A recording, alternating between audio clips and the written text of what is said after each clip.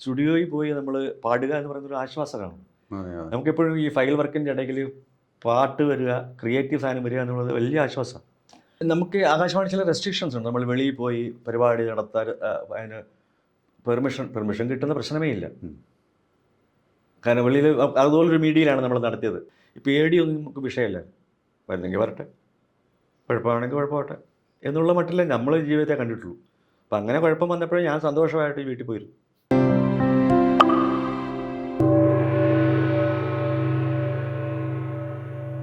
ശ്രീകുമാരേട്ടൻ ഈ പിന്നെ തിരുവനന്തപുരത്ത് വന്നിട്ട് ഈ കാവാലം ശ്രീകുമാർ എന്നുള്ള പേര് മലയാളികൾ കേൾക്കുന്നത് ആകാശവാണിയിലൂടെയാണ്. അപ്പോൾ ആകാശവാണി കാലം എങ്ങനെയായിരുന്നു? ഒരു ഈ സംഗീതവും അല്ലെങ്കിൽ കലാപ്രവർത്തനവും ആകാശവാണിയിലെ ജോലിയും ഒക്കെ ഒന്നിച്ച് എങ്ങനെയാണ് ആ സമയത്ത് കൊണ്ടുപോകാൻ ഈ പറ്റിയിരുന്നത്? പേര് ചേർക്കാൻ പറയുന്നത് അച്ഛനാ. കാവാലം ശ്രീകുമാർ. കാരണം ശ്രീകുമാർ എന്നുള്ള സാധാരണ നാമമാണെന്ന് അച്ഛൻ അപ്പം തോന്നി. അച്ഛൻ ആദ്യം ഇട്ട പേരാണെങ്കിലും അക്കാലത്ത് എല്ലാ അച്ഛനമ്മമാരും ഈ ശ്രീകുമാർ എന്നുള്ള ഒരു നാമം വളരെ കോമണാണ്. കോമണായിരുന്നു. അപ്പോൾ അച്ഛനാണ് പറഞ്ഞത്, അന്ന് എൻ ശ്രീകുമാർ, നാരായണപ്പണിക്കർ ശ്രീകുമാർ. അപ്പോൾ ഈ UPSCയിൽ അപ്ലൈ ചെയ്യുമ്പോഴത്തേക്കും എൻ ശ്രീകുമാർ, അവസാനം നീ കാവാലം കൂടെ വയ്ക്കുമെന്ന് പറഞ്ഞു. അല്ലെങ്കിൽ ആൾ തിരിച്ചറിയില്ല എന്ന് പറഞ്ഞിട്ട് അങ്ങനെയാണ് അവസാനം ആ എന്ന് മാറി. അച്ഛൻ്റെ പേരും നാട്ടിൻ്റെ പേരും എല്ലാം ഒന്നായതുകൊണ്ട് കാവാലം ഇപ്പുറത്തേക്ക് മാറി. പിന്നീട് കാവാലം ശ്രീകുമാർ തിരിച്ചായി. അല്ലെങ്കിൽ ആദ്യം എൻ ശ്രീകുമാർ കാവാലം എന്നൊരു ഇതായിരുന്നു, ഒരു അഡീഷനായിട്ട് വെച്ചിരുന്ന. ആകാശവാണി കാലത്ത് ഞാൻ ജോലിയിൽ 85 ചേരുന്നതിന് മുമ്പ് ആകാശവാണിയിൽ ഇപ്പം ഈ പല പാട്ടുകൾ, പല കോറൽ സിംഗിങ്, അങ്ങനെയുള്ള ചെറിയ ചെറിയ എന്തെങ്കിലും ഇതുപോലെ ഈ സംഗീത ശില്പത്തിന് പാടാൻ വിളിക്കാം. അപ്പോൾ അതിൽ ചിലപ്പോൾ ശ്ലോകങ്ങൾ പാടും. അപ്പോൾ ശ്ലോകം എന്നുള്ളത് നമ്മുടെ മനസ്സിൽ ഈ കയറിക്കൂടിയ ഒരു സംഗതിയാണ്. കാരണം ഈ കവിതയുമായിട്ട് ബന്ധപ്പെട്ടാണ് ശ്ലോകം എന്ന് പറയുന്നത്. അങ്ങനെ ആകാശവാണിയിൽ ദിനദിനം അവിടെ പരിപാടികൾക്കും ഒക്കെ പോയിക്കൊണ്ടിരുന്നു. അക്കാലത്ത് ദാസേട്ടൻ അവിടെ പാടാൻ ഈ ഘനശ്യാമസന്ധ്യ ഹൃദയം എന്ന് പറയുന്നത് ഞാൻ ജോലി കയറുന്നതിന് മുമ്പ് പാടിയൊരു പാട്ടാണ്. 70കളുടെ അവസാനം 85 ഞാൻ ആകാശവാണിയിൽ UPSC ഇൻ്റർവ്യൂ കയറുന്നത്. പ്രോഗ്രാം എക്സിക്യൂട്ടീവ് ആയിട്ട് കയറി. അവിടുത്തെ കാലഘട്ടം എന്ന് പറയുന്നത് ഈ ഓഫീസ് വർക്കാണ് മെയിൻ. ഒരു സെക്ഷൻ്റെ ചാർജ് ഓഫീസ് വർക്ക് വേണമെങ്കിൽ പ്രോഗ്രാം ചെയ്യാം. അപ്പോൾ ഈ മറ്റ് സെക്ഷൻസ് ഇപ്പോൾ ഈ ലിറ്റററി സെക്ഷനൊക്കെ നോക്കിയിരുന്ന ആൾക്കാരുണ്ട്. അവരെന്തെങ്കിലും ഈ എന്താണ് പറഞ്ഞാൽ ഈ സംഗീത ശില്പങ്ങൾ അല്ലെങ്കിൽ എന്താ പറയുക ഈ കവിതകളുടെ ആയിട്ട് ബന്ധപ്പെടുത്ത ഏതെങ്കിലും ഒരു ഒക്കേഷനിൽ ഏതെങ്കിലും കവികളെക്കുറിച്ചോ ഒക്കെ പറയുന്ന ഒരു സാധനം, ഒരു ഫീച്ചർ ഉണ്ടാക്കുക. അപ്പോൾ ഫീച്ചറിൽ ചിലപ്പോൾ ഈ പറഞ്ഞ കവിതകൾ കാണും, ചിലരുടെ കവിതകൾ. അത് ഞാൻ എൻ്റെ ഓഫീസ് വർക്കിനിടയ്ക്ക് അവിടെ അവൈലബിൾ ആയിട്ടുള്ള ഞാനും ചിലപ്പോൾ പെരുമ്പാവൂർ സാറും കാണും. അങ്ങനെ വളരെ കുറച്ച് പേരെ അവൈലബിൾ ആയിട്ടു. അപ്പോൾ അതിൽ ഞാൻ എപ്പോഴും അവിടെ തന്നെ ഞാൻ ഈ ഓഫീസ് വർക്കാണ് സീറ്റിൽ കാണും. അപ്പോൾ എന്നെ അവിടെ നിന്ന് വിളിക്കുമ്പോഴത്തേക്കും എനിക്കതൊരു സ്റ്റുഡിയോയിൽ പോയി നമ്മൾ പാടുക എന്ന് പറയുന്നൊരു ആശ്വാസമാണ്. നമുക്കെപ്പോഴും ഈ ഫയൽ വർക്കിൻ്റെ ഇടയിൽ പാട്ട് വരിക, ക്രിയേറ്റീവ് സാധനം വരിക എന്നുള്ളത് വലിയ ആശ്വാസമാണ്. അങ്ങനെ ആ ഒരു ശീലം അത് പിന്നെ പലതിലേക്കും നയിച്ചു.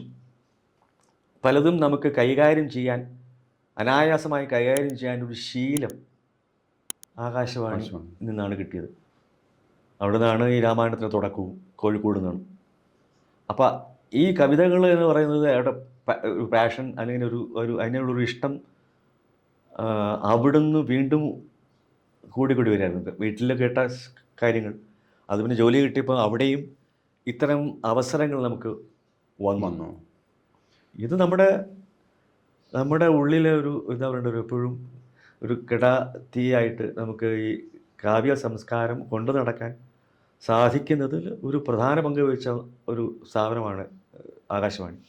എനിക്ക് തന്നെ ഓർമ്മയുണ്ട്, 90കളുടെ തുടക്കത്തിലൊക്കെ ഞങ്ങൾ പഠിക്കുന്ന സമയത്ത് ഈ വയലോപ്പള്ളി, P. കുഞ്ഞിരാമൻ നായർ അല്ലെങ്കിൽ G. ശങ്കരക്കുറുപ്പ്, ഇവരുടെയൊക്കെ ഓർമ്മ ദിവസങ്ങളിൽ നമ്മൾ ചില ഫീച്ചർ ആകാശവാണിയിൽ എഴുതും.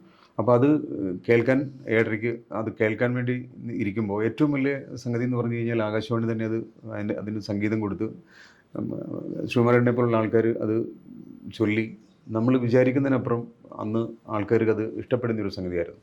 എന്ന് പറഞ്ഞാൽ അന്ന് ഈ റേഡിയോയ്ക്കൊക്കെ ഉണ്ടായിരുന്ന ഒരു പ്രാധാന്യവും നമ്മുടെ സൊസൈറ്റിയിലുണ്ടായിരുന്ന ഇൻഫ്ലുവൻസും അത്രയ്ക്ക് വലുതായിരുന്നു. ഈ ടെലിവിഷൻ മീഡിയ ഒന്നും അങ്ങനെ വന്നിട്ടില്ല. അപ്പോൾ ഈ ആകാശവാണിക്കാലം പക്ഷേ ആ ഓഫീസ് വർക്കുകളൊക്കെ ഉള്ളപ്പോൾ തന്നെ ഇത്തരത്തിൽ ക്രിയേറ്റീവായി ഒരുപാട് സപ്പോർട്ട് ചെയ്തിട്ടുണ്ട്. പക്ഷേ ഒടുവിൽ ശ്രീകുമാരേട്ടൻ അവിടെ നിന്ന് BRS എടുത്ത് മാറുന്നത് ഈ ഒരു ചില കോൺട്രവേഴ്സിയുടെ ഭാഗമായിട്ടാണ്. അത് എങ്ങനെയായിരുന്നു അത്? അല്ല, അത് ഈ നമുക്ക് ആകാശവാണി ചില റെസ്ട്രിക്ഷൻസ് ഉണ്ട്. നമ്മൾ വെളിയിൽ പോയി പരിപാടി നടത്താൻ അതിന് പെർമിഷൻ കിട്ടുന്ന പ്രശ്നമേ ഇല്ല. കാരണം വെളിയിൽ അതുപോലൊരു മീഡിയയിലാണ് നമ്മൾ നടത്തിയത്. വേറൊരു വിഷ്വൽ മീഡിയയിൽ നടത്തേണ്ടി വന്നു. ഞാൻ ജയിച്ചതിനും കൂടെ ഒരു ഷോ. അതൊക്കെ ഒരു വിഷയമായി പലരും ഇവിടുന്ന് ഇത് നമ്മുടെ ബോസ്, ശരിക്കും ബോസ് എന്ന് പറഞ്ഞാൽ ഇരിക്കുന്നത് ഡൽഹിയിലാണ്. അപ്പോൾ അവിടത്തേക്ക് ഈ ഊമക്കത്തുകൾ അയക്കുക എന്ന് പറഞ്ഞ സ്വഭാവം മനുഷ്യനുള്ളതാണ് മലയാളിക്ക്. അവിടത്തേക്ക് നമ്മളെപ്പറ്റി ഊമക്കത്തുകൾ ഇങ്ങനെ ഇയാളിങ്ങനെ ഇവിടെ ഒരിക്കലും കാണില്ല. നമ്മളവിടെ 24 മണിക്കൂർ അവിടെ നിന്നിട്ട് ഇടയ്ക്ക് ഇതിന് പോകുന്നു.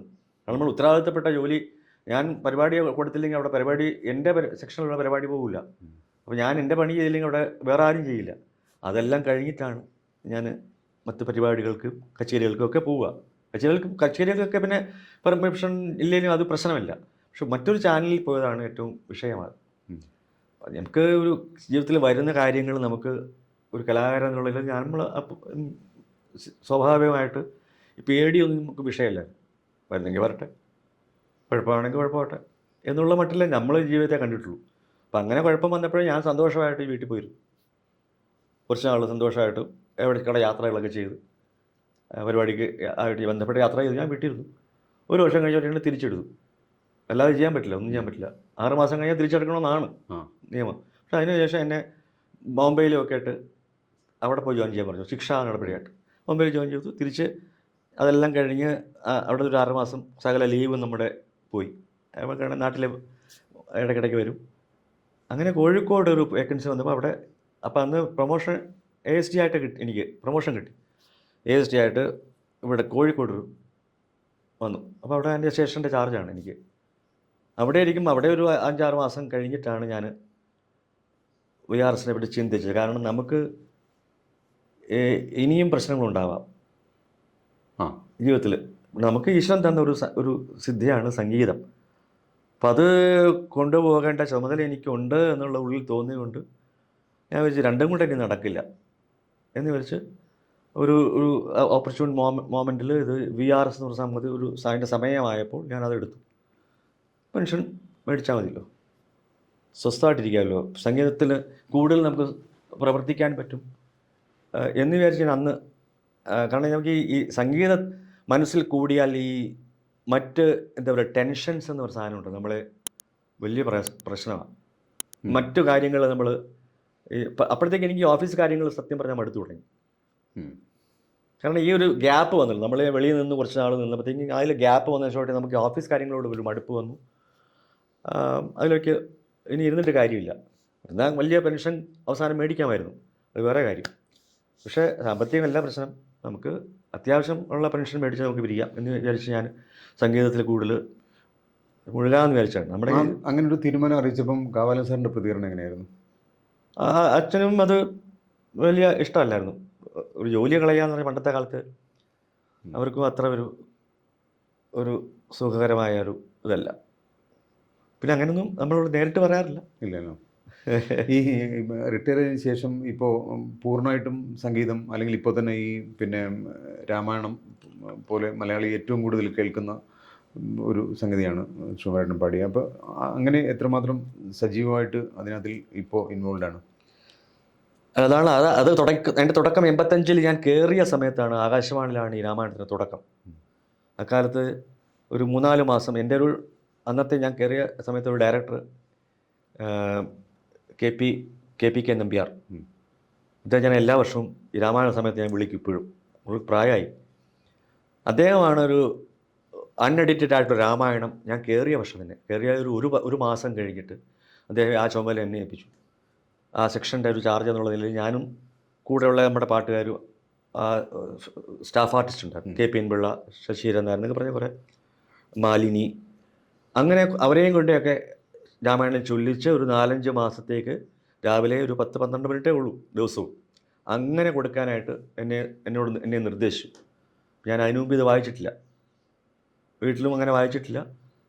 കവിതകളൊക്കെ ചൊല്ലും എന്നല്ലാണ്ട് ഇത് ആദ്യമായിട്ട് എൻ്റെ കയ്യിലേക്ക് തരുന്നത് ഈ 85-ൽ ഇദ്ദേഹമാണ്. KP വേണു.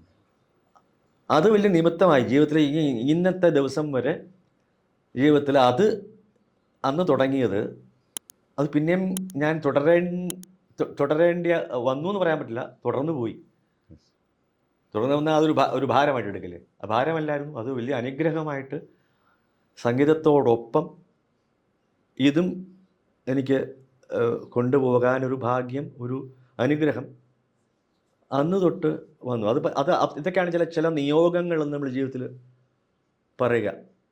ഇപ്പോൾ എവിടെ പോയാലും അത്, ഇപ്പോൾ പത്മനാഭ സ്വാമി ക്ഷേത്രത്തിൽ പോയാലും ആ സമയത്ത് അത് അവിടെ കേൾക്കുമ്പോൾ നമുക്കൊരു നിർവൃതിയാണ്.